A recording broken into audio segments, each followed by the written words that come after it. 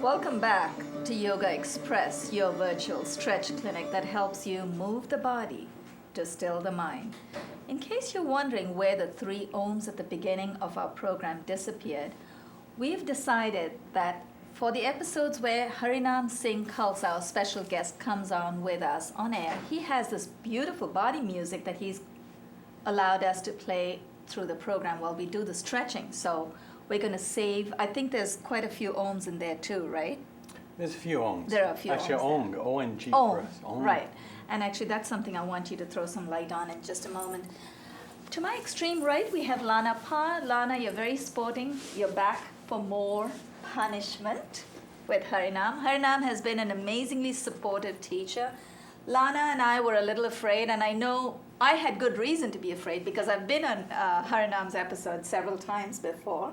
I know you really help work every single bone and muscle in our body, Harinam. But he did, in the last episode that Harinam was with us on air, he did such a great job with Lana and, of course, me. He couldn't control me cheating a little bit now and then, but he did such a good job. Lana decided to come back. Lana, welcome back to the show. Thank you so much. I'm very happy to be here. It's lovely to have you back. Appreciate it. Josiane Hurd, thanks once again for holding the fort for us. Josiane is our director for today and hopefully for several more episodes to come. Malik Parker, our facilitator in the studios. Malik is responsible for setting up the studio lights, the sound system, and these episodes are taped in the studios of Manhattan Neighborhood Network. We air 5 days a week, Monday through Friday on Time Warner 57, RCN 84, and FIOS 35. That's at 1:30 Eastern Time, 1:30 in the afternoon Eastern Time. Yoga Express also has a website. If you'd ever like to find out our taping schedule and our airing schedule, go to yogaexpress.com. Every now and then you'll see that website on the screen. Right now you have our special guests' details on the screen at the bottom left. Harinam Singh Khalsa. Harinam, welcome back to the show. Thank you, Pano. What did you think, other than me cheating, what did you think of our efforts in the last episode? Well, in particular, the last episode, and now she's back again, I felt particularly inspired by our sister Lana here. Right. And it actually, it made me think a little bit about my own father, who he got on in years and he was closer to 90. I think now Lana's about, 75, and my dad was about 90. And his last few years were very challenging, and he had Parkinson's disease, and he was really, really deteriorating. And he was very distraught on how he was really losing kind of mastery and control over the body that he had his whole life. And it really made me think of one of the paradoxes of religious or spiritual life, in that, yes, we're doing a physical yoga, and yet I often was saying to my dad in his last years, as he was kind of spiraling in this and feeling distraught, and that my message to him was always that we're not our body. And it's funny, yet we're working our body. It's one of the paradoxes, and yet I was always saying, we're not our body. That's not who you are. That's just your vehicle for now. Right. And then I mentioned to Lana between our sets that I was telling Lana that, in this kind of yoga, although it is physical, really what it's about is our will. Right. Our volition to do something. Building mental discipline. Mental discipline and spiritual discipline, Right. and self-worth. And you're just going to bring what you can, and the body's kind of coming along with it. But it's one of the paradoxes, because of course this is a physical discipline, yet at the end of the day the physical discipline teaches us that we're actually not our body, which is very paradoxical. I love that we express that. Can I just say that I have Parkinson's too, and I'd forgotten about it until you mentioned it. I'm sorry about that. No, that's all right. I'm being treated for it, and I think this is helping me a lot. Oh, definitely. Oh, thank you, bless you. A few of Harinam's episodes, and you'll be right back on your feet. I think you're doing great. Because it's a very scary thing, I'm sure, yeah. But that's the thing to remember, though, always, is that, people say, there's a common thing that is you're as young as you feel. But actually, from a yogi's point of view, you're as timeless as you are, that you're not even young, you're actually timeless. And so you see yourself in terms of not just being young, but actually being birthless and deathless. And that you're actually feeling that infinite, and then that's really, again, the sense of infinity. and then this is where actually, again, this is a very physical, in the moment yoga, Right, but it actually brings you to a point where you can actually experience the timelessness of yourself. It brings to mind, in India we believe that sages many thousands of years ago would live to be 400 years. And I'm thinking maybe that's what it is about, slowing the body, slowing the mind, and sort of stretching. You know how we have, I don't know if you've heard of this, but in yoga we believe that every human life, barring any unnatural interventions like disease or accidents, we are entitled to a certain number of breaths. So let's say we are entitled to 500 million breaths. If we learn to slow our breath down, we're actually extending our lifespan. Right. And even from the psychological point of view, I've really found myself that every day of my life now actually seems like 10 years. That every moment is so full. So precious. So it feels like, for me now, I just turned 60. But congratulations. Or condolences, but oh, come on. but I just turned 60, but I actually feel like I've been here for a few hundred years. Right. Because there's just so much that your experiences are so intense that you're able every to. Every moment is so rich That's that it beautiful. just seems. And this is what we really kind of eventually want to use this as a vehicle, so that we have a different experience of actually who we are. You should speak to my son, because when I tried telling him about this 500 million breaths thing, he said, Mom, but all they did in those days was breathe. So that's not all funny. they did. He It said, sounds like he has a future as a comedian as well. oh, well. I couldn't believe he said that, but, I think you should speak with him. I have to get him on the show. All right, so what do you have terrific. planned for us today? Again, like the last class, I think this will be kind of just kind of a quick work through that we're going to do a lot of different postures, and it'll be energetic but not overly demanding. All right. And to give you again an example of just kind of doing some movement here. Give us a little, before we get started, throw a little bit of light on why you said, and you said this in passing in the last episode. Can you explain a little more so our viewers understand? Why was Kundalini yoga a yoga of the warriors? Well, if you study the history of yoga, you'll understand that yoga developed as an ascetic discipline. Right. Now it's on every corner next to McDonald's. Right. Right. But back when, if you actually study the history of yoga, it was developed and practiced by people who were ascetics, monks who lived in caves, who were begging bowls away from society. That's actually what its roots were. And so somewhere along the process, there were people who said, actually the practice of yoga and the physical and mental discipline is very helpful, but why don't we make this applicable to people who we would call both warriors and householders, people who are in the world, who have families, who have jobs, who have to go off to fight wars or whatever, and how to create a yoga that could be practiced not by people who want to get away from the world, but people who actually want to be productive in the world but have this state of consciousness. So that's really the roots of this, which was really kind of a revolutionary way of looking at things. Right, it is. Now that you put things in perspective, we're all yours. Okay, very good. At your good. mercy. And again, we're going to quickly do this chant we start every Kundalini Yoga class with, is Om Namo Guru Dev Namo. Om Namo means I bow to the Creator. Guru Dev Namo means I bow to the teacher within myself. And just very quickly, as you were asking me, because I had mentioned you were talking about Om, and Ong. Right. Now, again, Om, like people Om, you've heard this, but actually Om is kind of a vibratory chant It's more physiological.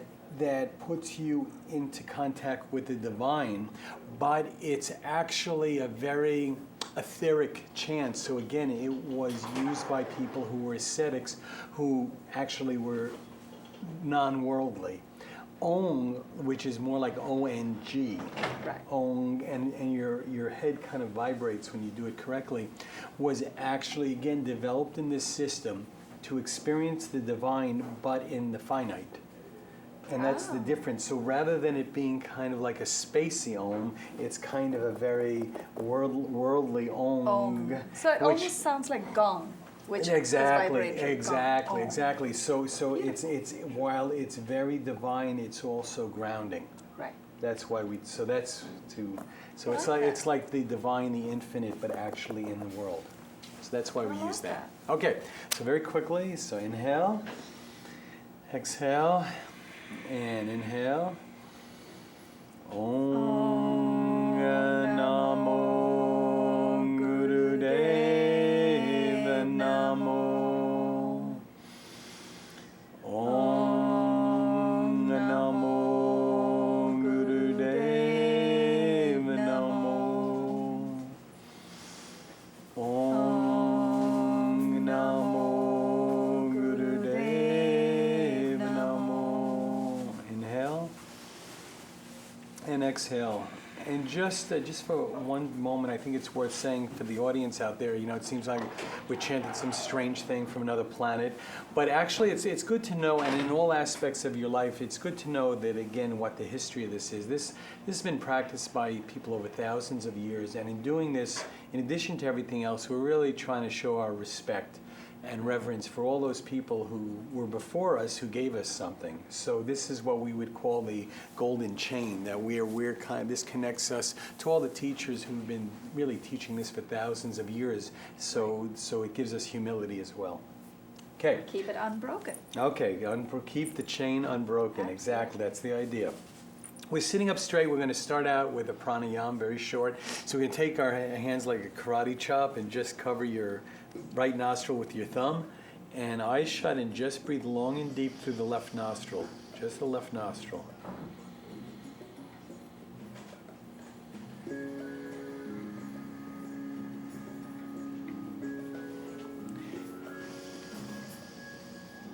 Long and deep. And maybe we could raise the music up a little bit. And this is just a little bit. This is by somebody called Waheguru Carr. And again, as in other episodes, I've mentioned that this type of music is very helpful to integrate the experience. Maybe a little bit down, yeah.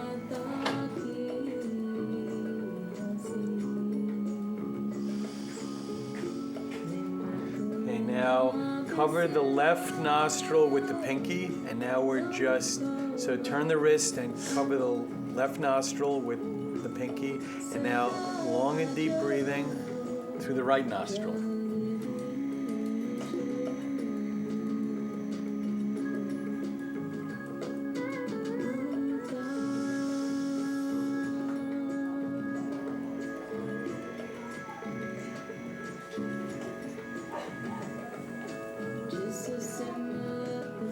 Inhale, exhale, and now if you would, lower your hands, make fists of the hands except for the thumbs. Stick the thumb out. So I've got fists, but the thumb's out. And I'm going to lift my arms up to 45 degrees, just like this, so there's an arc, right?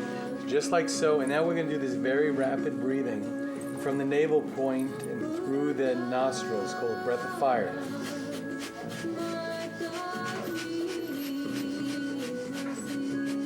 And as you're doing this, imagine you're creating energy, you're creating fire. And imagine that you're creating this beautiful rainbow from thumb to thumb. My train needs coal again. Okay, and if you can, we're shoveling some coal into Banu's train here. Okay, keep up. And this is a good example at home. Banu's running out of gas here because she is not letting the breath come in after the exhale. So okay. she keeps coming up for air. But actually it's equal. It's in and out, in and out, in and out, very quickly, very quickly. Now it sounds like she's doing right. Sometimes it's too much in and then it's out. But now it sounds like she's letting the navel point work, and I can actually hear she's much closer to the ideal there. Okay, inhale. Hold and exhale. Slowly lower the arms. Very good. Okay, now let's come up. We're going to do Banu's, I call this Banu's favorite. This is called frog pose. She wants at least one frog pose in every... She likes feeling sore the next morning. That's I know, right. I do too. Okay, so let's begin. Okay, inhale up, exhale down. Inhale up, exhale down, and continue.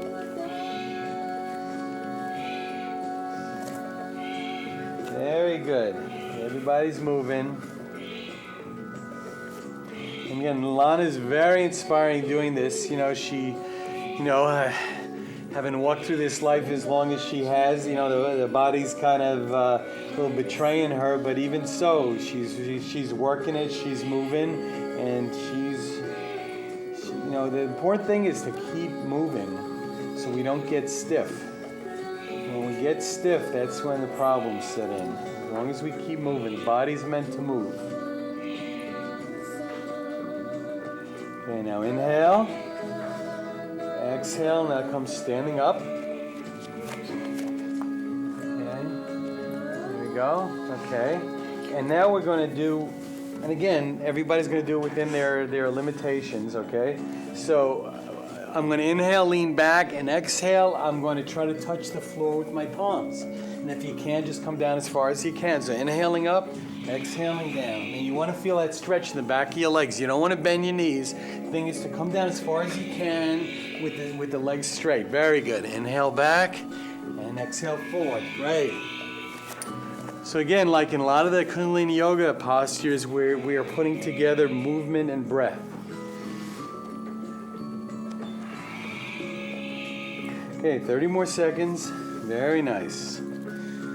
Inhaling back and exhaling forward. Inhaling back and exhaling forward. A few more seconds.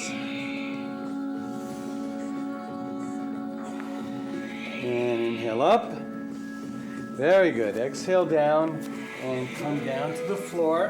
That feels great on Yeah, the is that spine. great? It's very good. I love that movement. And then we're down, and the next position is we're lying down, and we're going to lift our legs up to 45 degrees with breath of fire. Just like so.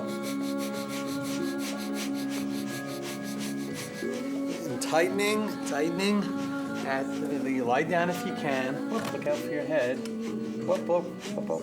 I'll move. There we go. And try to keep your legs at 45 degrees. Lana gets the elder's discount here because she gets a break. She's a little high, but 45 degrees and head down on the floor is ideal. And then you're keeping, Banu's cheating, but she's entitled to at least one. She's the host of the show.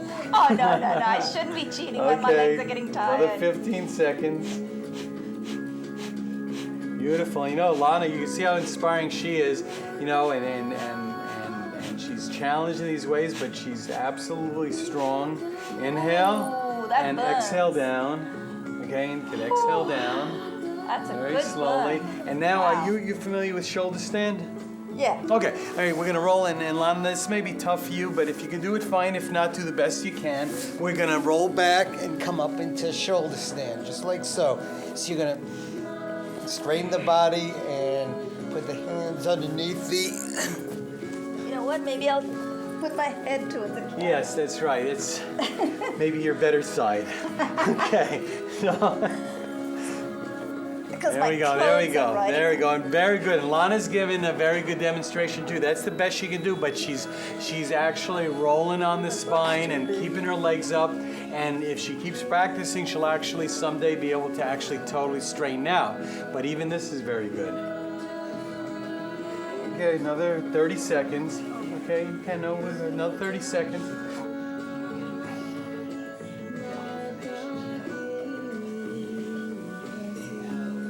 Almost there. This music can be so relaxing in shoulder stand. I think we should be able to hold. And slowly come down. Okay, roll out of it. And from there, we're going to come rolling onto our stomachs. Okay.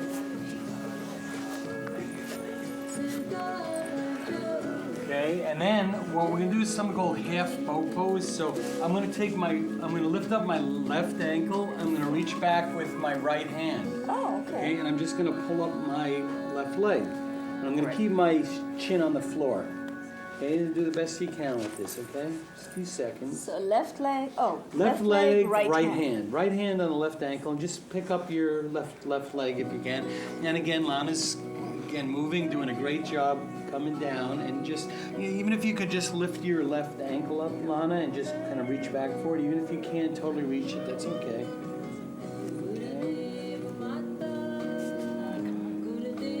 And now, switch legs, and I'm going to bring my right ankle up. I'm going to bring my right ankle up towards the ceiling, and I'm going to get my left hand.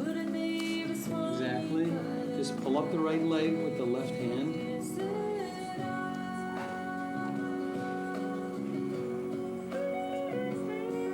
Okay, now both. Now grab both back. Now grab your left ankle with your left hand and the right ankle with the right hand. And come marching up. This is called boho. This is the heads up now. And Lana, what you can do is just try to bring your heels up and just stretch your head up, and that's a very nice stretch for you. Perfect. That's a very good stretch. Very, very helpful. And if you're getting a little stretch in your spine, there you go. Lift your head up and look up. But that's beautiful. Keep stretching. I like the way you keep your eyes on everyone just looking straight ahead. How do you do that? I have actually 6 eyes. It's many years of yoga practice. You start developing. How big are your classes? Huh? How big are your classes? Your typical? My typical classes, it depends where I'm teaching. I mean, sometimes, I know they you have could at be least 30, 40 people. 30, 40, sometimes Wow. a couple of hundred. So you need 40 pairs of I need eyes. 40 pairs of eyes. Okay, inhale up and exhale down. Good. Now we're going to move into another position. We're going to sit with our legs straight out. This is also going to be a very pleasant move. Okay, now grab forward. Okay, now I'm going to grab my toes. Okay, so this is the inhale. And exhale, I'm going to try to push my chest towards my knees. Inhale up, exhale down. This is a nice stretch. Inhale up, exhale down, up, exhale down. So this is a movement. So I'm inhaling up, and then I'm pushing down like from the hips. I'm stretching. Inhaling up, stretching. Very good, Lana. That's excellent. And I'm folding from the waist. This is not just dropping your head. I'm trying to fold in at the waist. Okay, now inhale up and pull back on the toes. Straighten the spine so you're feeling a stretch in the back of your legs.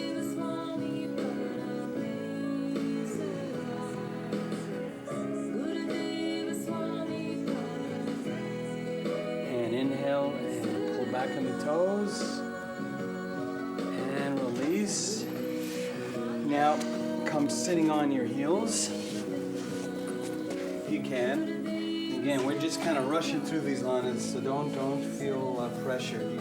We're moving as we can. So I'm sitting up straight and the hands are on the thighs.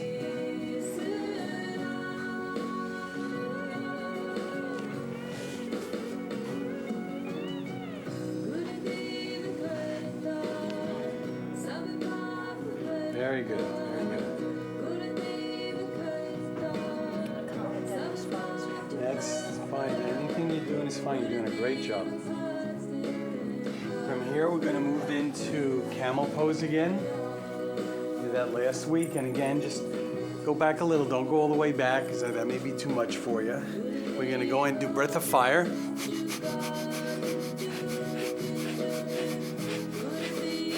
And again, breath of fire is very rapid breathing.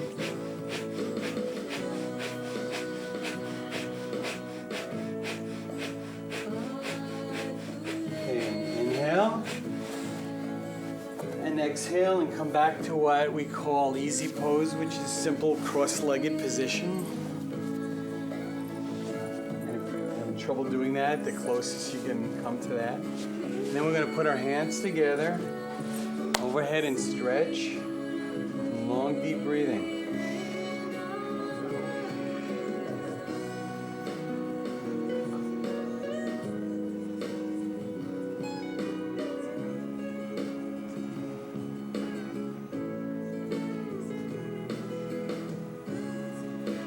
And inhale. And exhale, lower the arms. Beautiful. Now coming onto the back, and we did this last class We're going to finish the last exercise with stretch pose. Stretch pose again is my heels are together. I'm going to point my toes. I'm going to lift my heels 6 inches off the ground. I'm going to lift my head 6 inches off the ground. I'm going to point my hands towards the toes and breath of fire.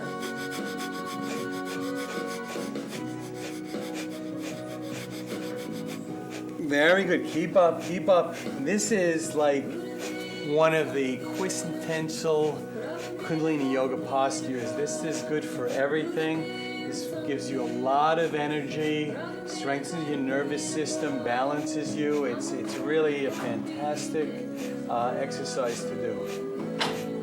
Again, breathing very, very powerfully from the navel point. Banu, don't quit on me. You don't get a pass. My other partner here does. Okay? Okay then, inhale and exhale down and relax. And we have the credits running, so we probably have a minute or two here. But just relax for a few seconds and we can say goodbye. Whew. That last one. And normally if we do a set again, I Takes shorten a it. lot of abdominal stretch. Yes, a lot of abdominals. Normally a set like this would be about an hour. We shortened it to 20 minutes. And normally also, after we do a set like this, we're going to actually lay out maybe for 10 minutes and let all the energy kind of flow. And so we don't have the time to do that. But at home, if you have a chance to see this again and do the set and extend the times, give yourself a little present and you can lay out for 10 minutes afterwards.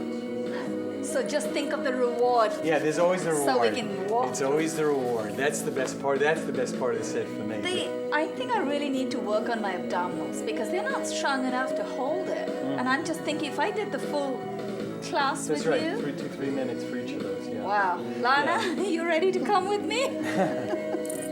Well, she did great. She did her really abdominals well. are actually pretty I am strong. so humbled. Honestly, Lana, I'm so impressed. Those of you who want to reach out to Harinam Singh Khalsa. Harinam is a spiritual teacher and counselor. You have his credits right there at the bottom left of the screen. Please do reach out. Send your questions, your queries, your comments, suggestions, whatever you want to hear him talk about, whichever health aspect you want to talk about, I want him to talk about, please feel free. You can also come here and stretch with us. On behalf of Lana Parr, our special guest, Harinam Singh Khalsa, and this is Banu Suresh signing off, and you are watching Yoga Express. How did I improve a little bit today? I know I was terrible. I was terrible. I was so humble just watching Lana. Yeah, Lana is humbling all of us. She did really well. Yeah, really. She did really well. I was watching her and I was thinking of my dad, thinking, boy, if he had only had started doing this earlier. Right. But, and it wasn't until it was like too late that he even was considering the idea. Did your dad practice yoga as well? No, he did not, but he kept talking about it. And by the time he was really talking about it, it was too late. It was too late. And it's sad because had he